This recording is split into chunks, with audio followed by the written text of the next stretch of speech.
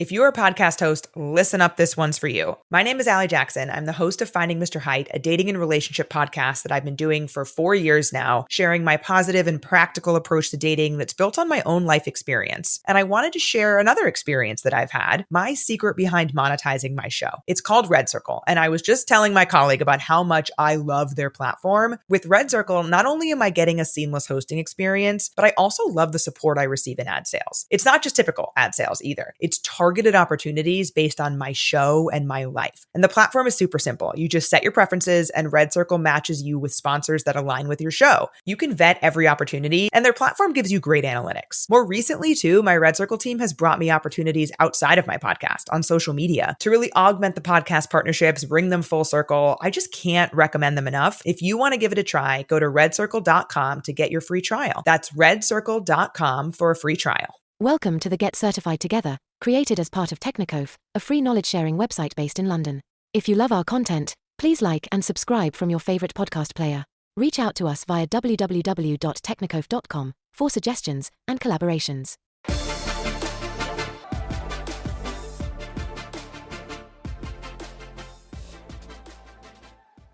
Hey everyone, welcome to another episode of Get Certified Together series. I'm recording another episode around AWS Security Specialist examination today. Now we are doing syllabus walkthrough as of now, so we are still not covering any topic from the syllabus and we are not really deep diving into what the concepts are and how we can pass that certification.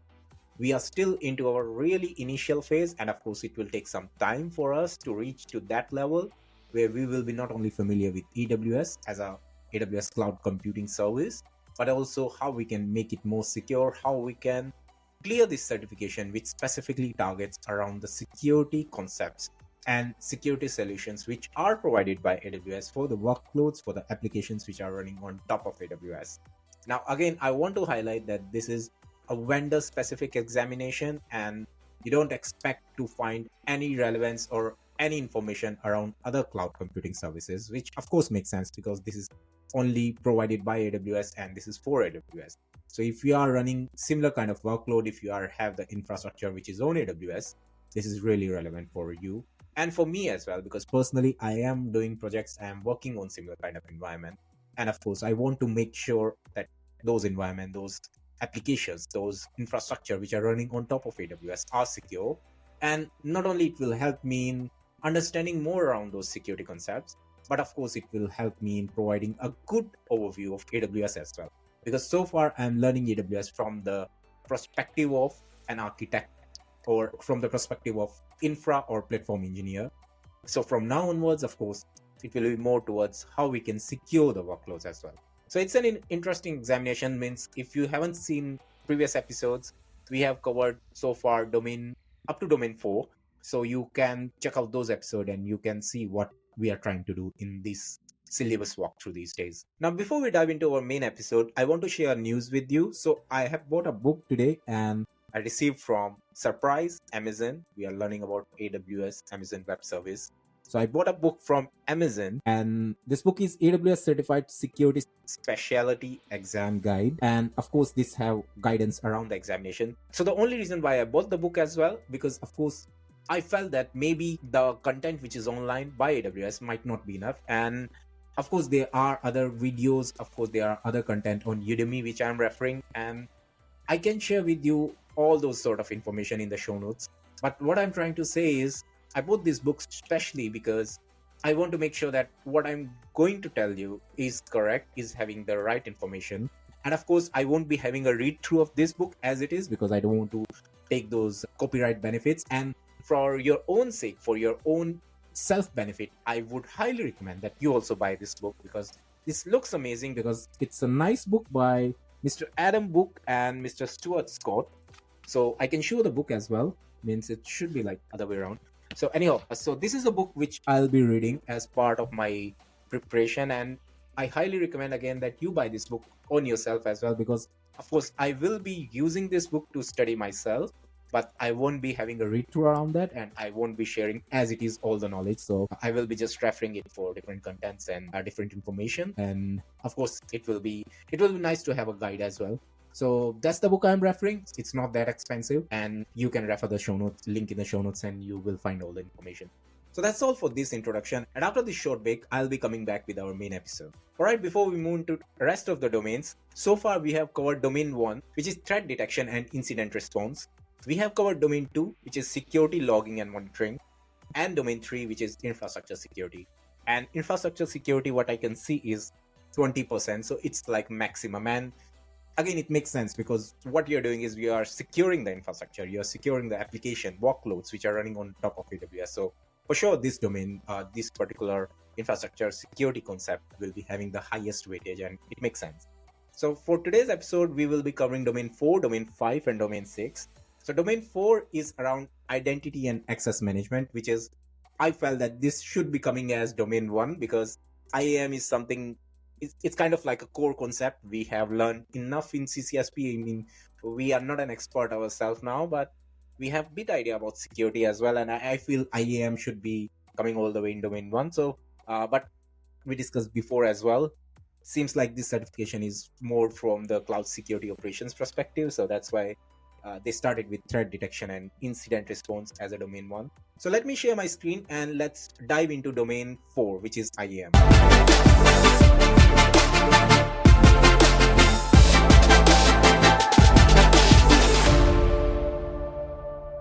All right, here we go. Domain 4, identity and access management. So task statement 4.1, design, implement, and troubleshoot authentication for AWS resources.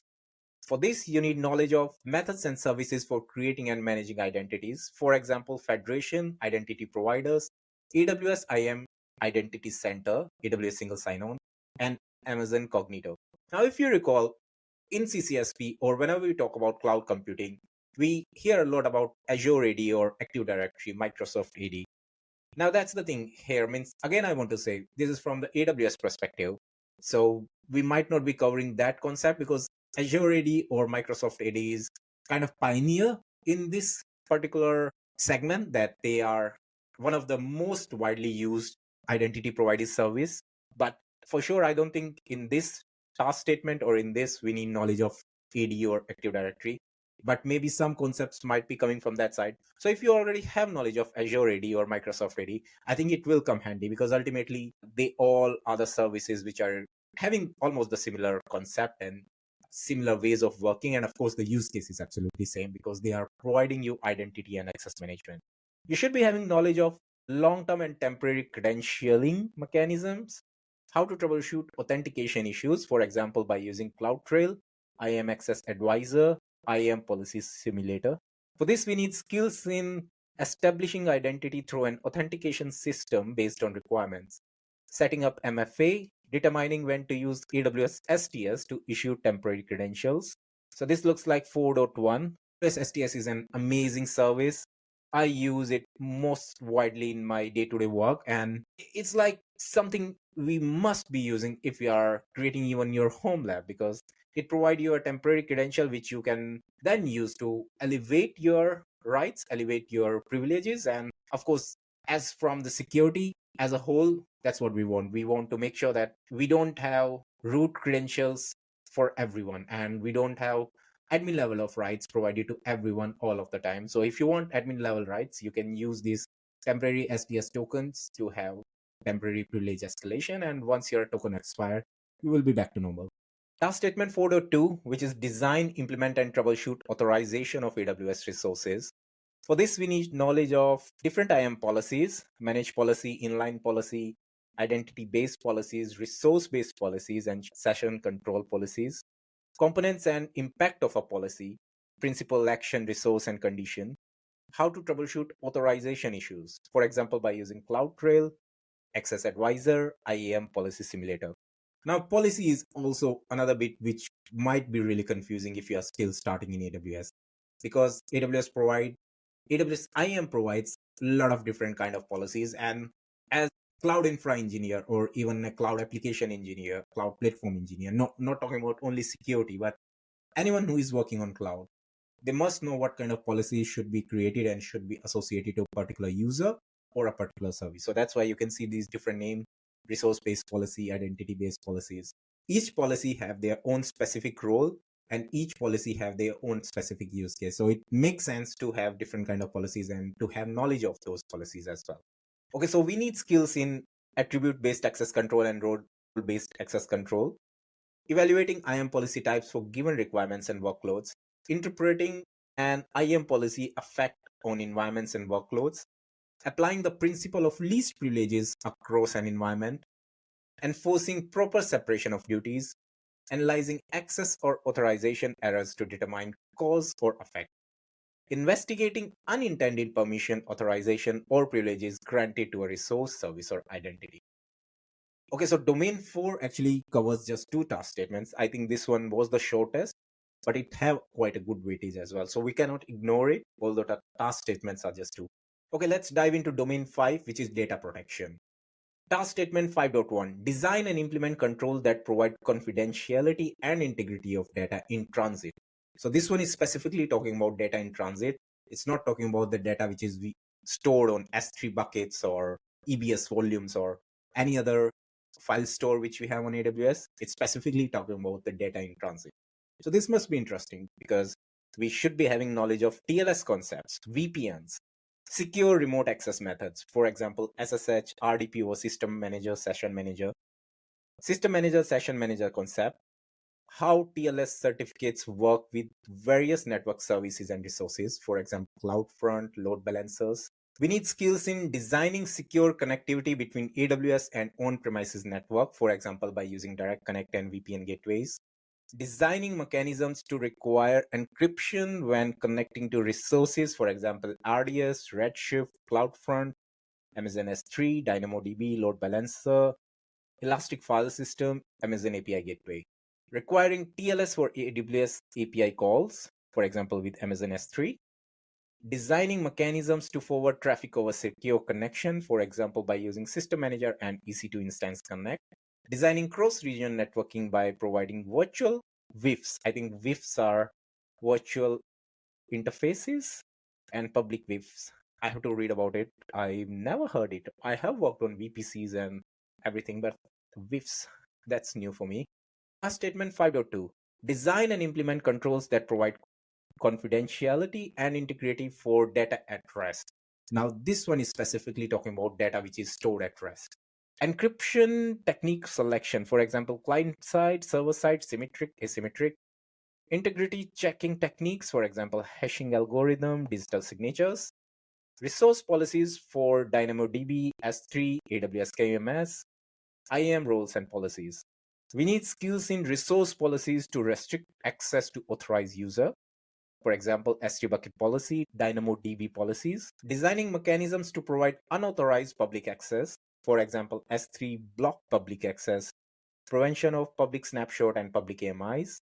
Configuring services to activate encryption of data at rest. For example, Amazon S3, Amazon RDS, DynamoDB, Amazon's SQS, Amazon EBS, and EFS.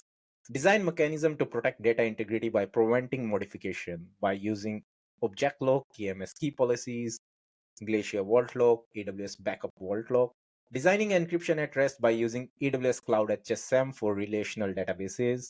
Choosing encryption techniques based on business requirements. Task statement 5.3, design and implement controls to manage the life cycle of data at rest.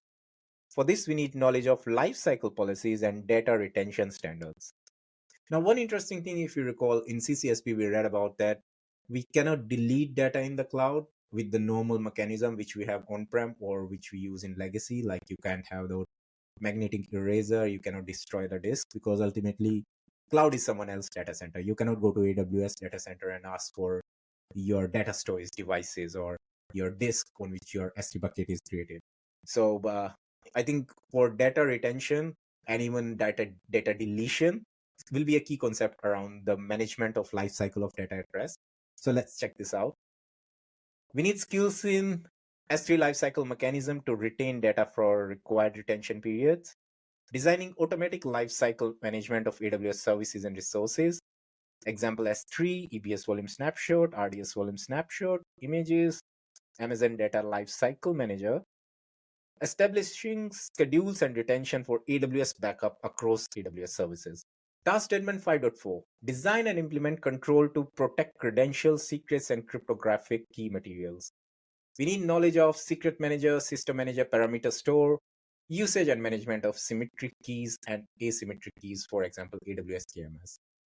We need skills in designing management and rotation of secrets for workload using database access credential, API keys, IAM access keys, designing KMS key policies to limit key usage to authorized users, establishing mechanism to import and remove customer provided key material.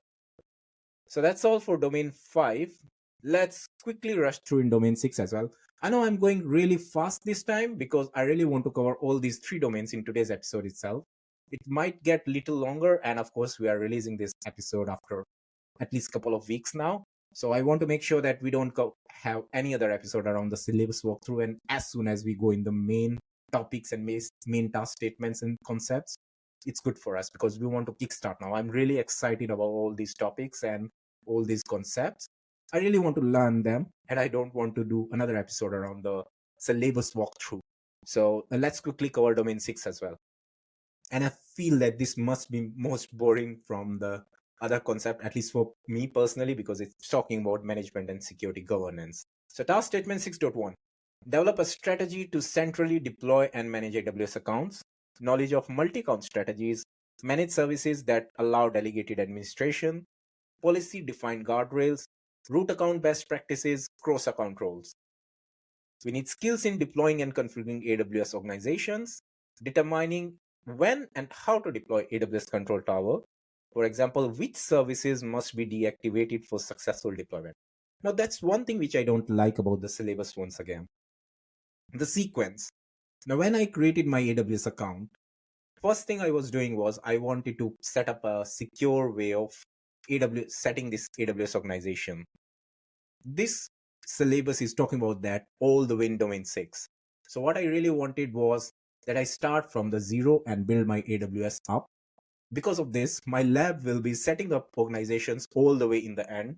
By the time I have already set up my policies, by the time I have already set up my security hub, inspector service, everything, and then I'll be setting up this organization. So personally for me, this topic of management should be starting first, or at least this organization setting up control tower and everything should be coming as first topic, and then we should be going to IAM, and then subsequently all the other topics should be following. So maybe infrastructure security and setting up infrastructure controls around that.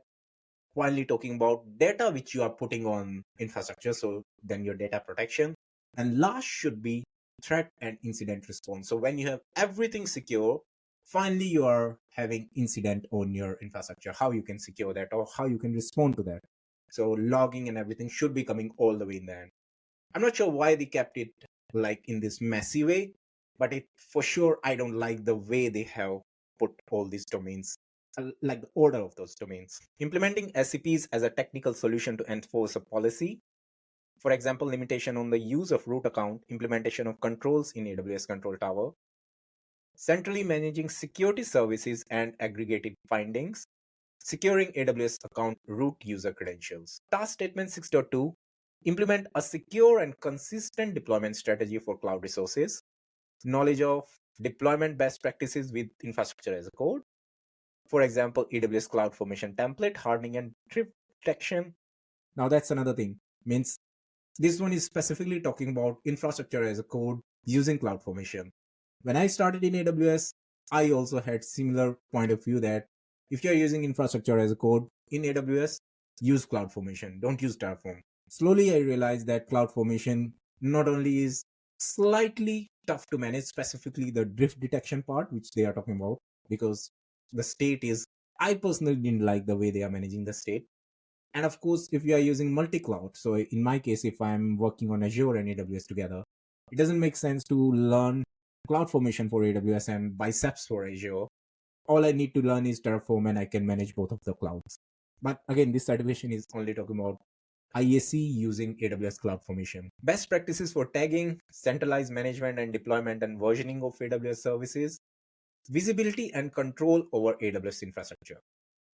So we need skills in using CloudFormation, implementing and enforcing multi-account tagging strategies, configuring and deploying portfolios for approved AWS service, organizing AWS resources into different groups of management, deploying file manager to enforce policies, securely sharing resources across AWS accounts. Task statement 6.3 evaluate the compliance of AWS resource.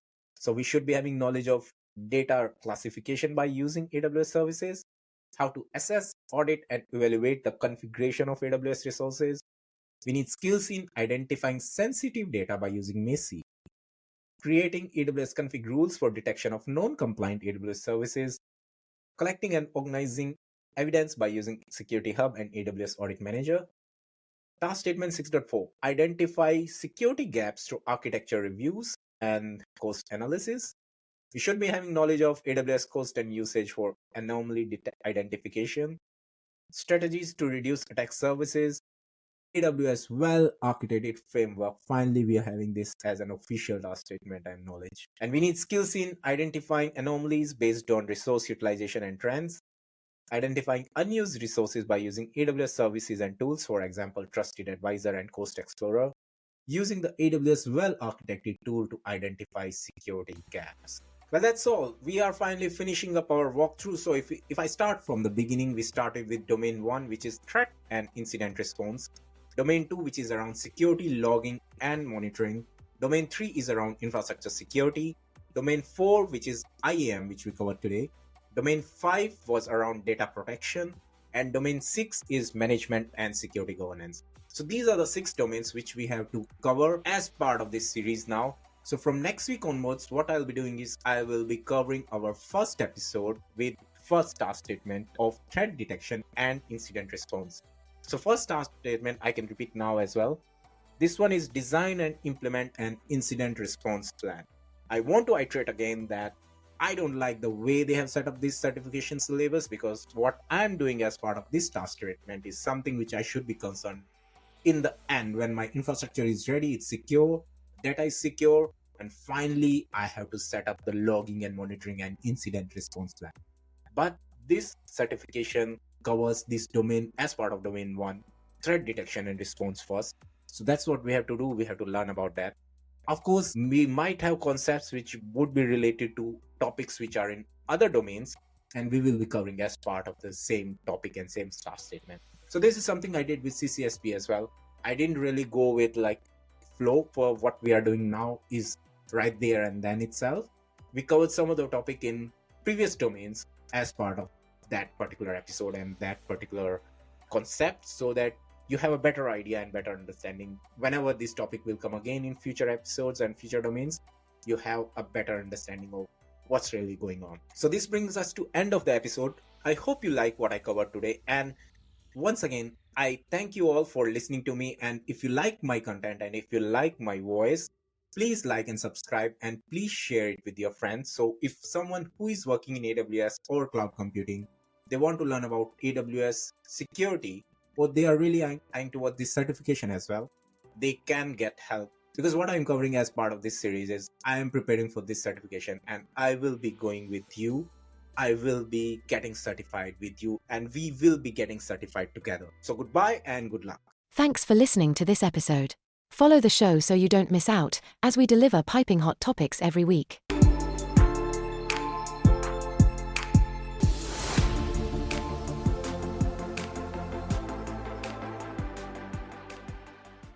If you're a podcast host, listen up, this one's for you. My name is Allie Jackson. I'm the host of Finding Mr. Height, a dating and relationship podcast that I've been doing for 4 years now, sharing my positive and practical approach to dating that's built on my own life experience. And I wanted to share another experience that I've had, my secret behind monetizing my show. It's called Red Circle, and I was just telling my colleague about how much I love their platform. With Red Circle, not only am I getting a seamless hosting experience, but I also love the support I receive in ad sales. It's not just typical ad sales either. It's targeted opportunities based on my show and my life. And the platform is super simple. You just set your preferences, and Red Circle matches you with sponsors that align with your show. You can vet every opportunity, and their platform gives you great analytics. More recently, too, my Red Circle team has brought me opportunities outside of my podcast on social media to really augment the podcast partnerships, bring them full circle. I just can't recommend them enough. If you want to give it a try, go to redcircle.com to get your free trial. That's redcircle.com for a free trial.